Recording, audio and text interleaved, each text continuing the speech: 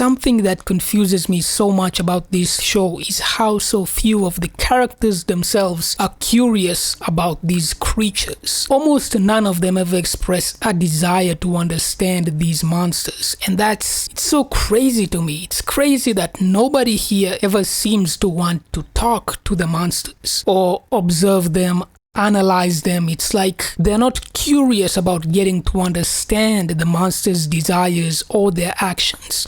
But why is that? Why do the people of this town act the way that they do? In the first episode of the series, we got this interaction of Megan talking to a monster outside her window. At first, Megan recognizes that the creature isn't her grandmother, and she says it out loud herself. So we know she knew that she was not related to this woman. But despite that, she still ended up opening the window, and in the process, she and her mother get brutally killed by the monster. This was a very interesting situation, and it's even said in some of the episodes that children are more susceptible to the monsters. But that scene with Megan and the grandma monster was a great showing of the capabilities of these creatures. And something else that happens is in the second episode of the series, when they get to Colony House, it was already nighttime and the people of Colony House didn't want to let them in. This random monster starts talking to Julie and asks her if she recognizes him. And what's so weird about this is that Julie herself does seem to actually recognize him, but as we see later on in the season, she never brings him up,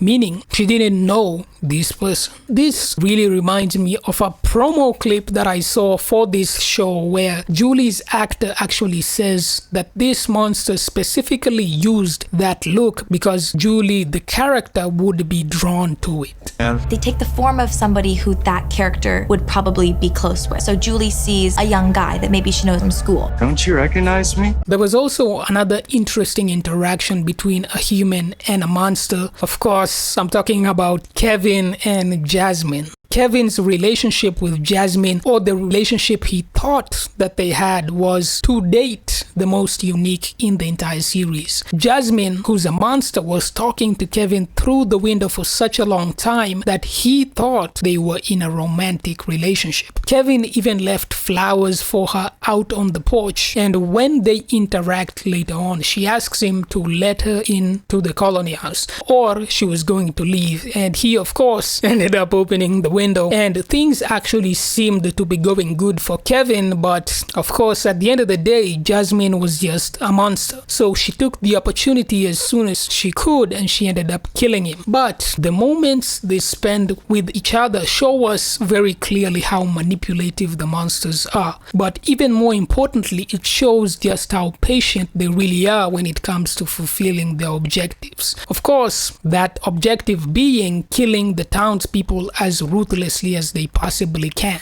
Looking at all of these scenarios and trying to understand what it all means about these monsters and the abilities that they have based on what we've seen them doing, you can only end up coming to a very simple conclusion as the reason for why the townspeople don't just talk to the monsters. Because the monsters have this incredible ability to lure someone into them emotionally in a way that seems almost supernatural, because of how they can pull you in and get you to do the things that they want you to do. From getting Julie to come closer and making Kevin open the door, it's clear that they have an incredible magical power over the human mind. And based on what was said in this behind the scenes video, it's almost like they have the ability to morph themselves into a likeness that they know you as an individual would find appealing. So talking to them would obviously be a bad idea, right?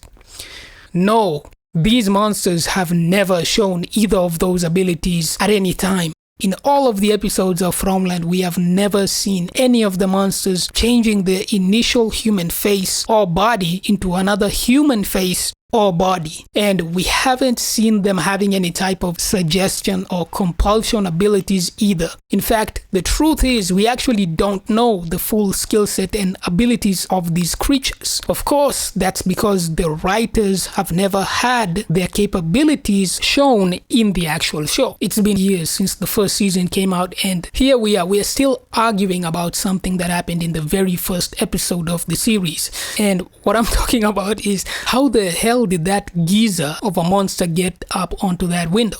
Did she fly up there? Can the monsters fly? Huh?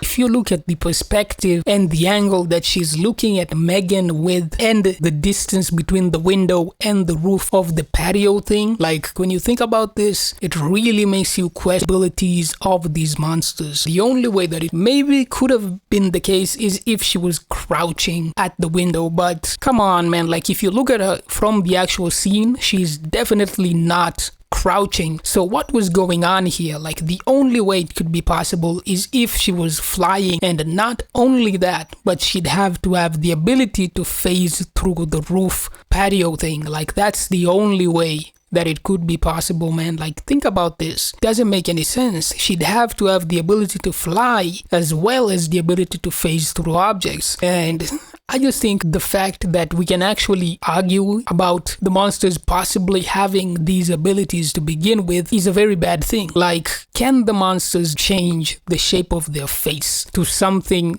that they know an individual would respond positively to? Like, that's a really big question that I have. A huge problem with this show is the writers love to tell, but they don't show. Like, so far, we haven't been given a single solid reason why someone like Boyd doesn't just stand in front of a window and talk to the monsters. Keeping newcomers away from speaking to them makes sense, because they'd end up opening the door thinking that these are humans. But someone like Boyd, who knows very well how dangerous they are, why can't he just stand in front of a window and talk to the monsters? It just doesn't make any sense. And I remember feeling like the second season of this show felt very different for the first one, and it wasn't in a good way. It was like whoever was writing the first season is not the same person writing the second. And even though this issue with the monsters started way back in the first season, I feel the characters' actions are becoming unnaturally unrealistic as each episode goes by. Even when we are considering the circumstances and how that might affect somebody's thought process, a lot of the things they're doing just doesn't make any sense. Like, why didn't Boyd and the others just board up every single window in town before Megan was killed? And even after she's killed, why would they leave any of the windows unboarded to begin with? You know, like, they sent that guy into the box because he didn't board up his windows and it ended up getting his family killed. But my question is, why doesn't Boyd and all these other people just board up every single window? It just doesn't make any sense. I love this series. If you take a look at my channel, it's obvious that I love it, but at the same time, it doesn't mean that I can't point out the things that just don't make any sense. And oh man, there's a lot of them in this show. And this is one of them. Can the monsters modify their disguised appearance to appeal to an individual target or not? If they can't do that, why do the writers imply that they can do that? Do they have a supernatural ability to mesmerize someone or compel them or something like that? If they don't, why do the writers imply that they can do that? And an even better question that I have is, if they can't mesmerize or compel someone, why doesn't someone like Boyd simply try talking to them through the window?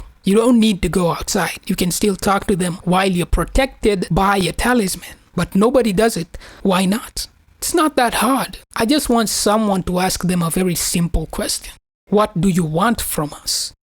They don't even need to ask, how do we get out, or how can we kill you? Just a very simple question. What do you want from us? That's all. I need to see people trying things. But they don't. Whether the monsters give an actual or not isn't really crucial. I just want to see these people making logical actions and figuring out the capabilities or the desires of whoever your enemy is just something that literally everyone knows is a good idea. Boyd especially should want to understand their motivations, because his former military, the amount of people in this town, we should have seen some people trying to talk to them, but we just don't. It's almost like everybody in this town is just following a monolith of philosophy in their head. The only people who really stand out are people like Randall. Everybody else just seems to accept it, just doesn't make any sense. And that's a very big issue, and it affects my immersion into the story. I definitely think,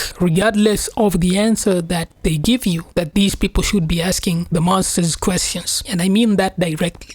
Even if he answers in a sarcastic way, he might still give you some information based on that answer. There has got to be an explanation, and none of you fucking people seem to be looking for